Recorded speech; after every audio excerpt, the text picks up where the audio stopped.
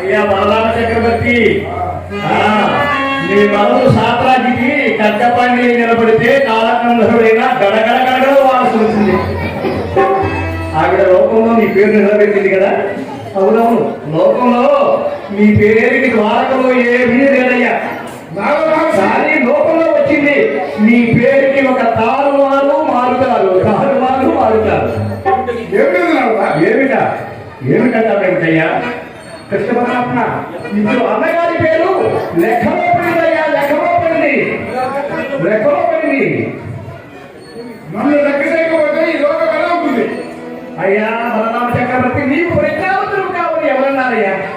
మనిషివేమీ మారనక్కర్లేదు, కాస్త నీ పేరు మార్చుకుంటే సరిపోతుంది. ఎందుకు మార్చాలి? ఎవరు చెప్పాలి? అలా చెప్పడానికి సాహసించిన ఆ ఎవరు? ఆంజనేయుడు, కాలాంతకుడు, జగదభి రాముడైన శ్రీరాముడు తన ఇష్టదైవమట. తన దైవం కంటే ఎప్పుడొక విధంగా పేరు పెట్టుకోవడం సహింపడట. కావున పేరు మార్చుకుంటాడో లేక గ్రంథం నడపమన్నాడో తేల్చి చెప్పమన్నారయ్యా ఆంజనేయుడు. ఆంజనేయుడు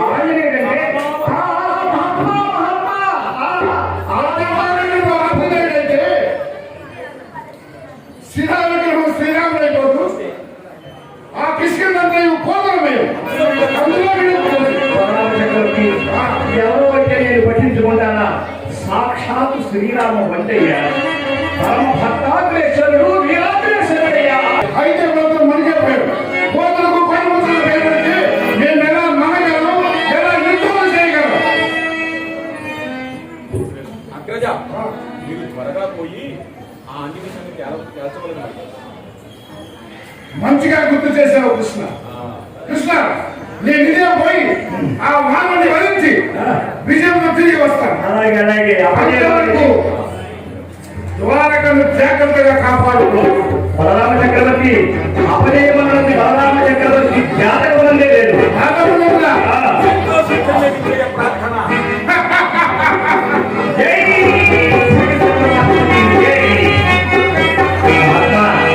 అన్నగారి ప్రగల్భములు చూసిగా అతను చక్రవర్తి కదా అని గర్వములు విరమిస్తున్నాడు.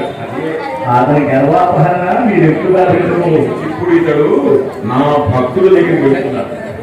ఇప్పుడే జరగదు. అవునయ్యా. నారాయణ నారాయణ.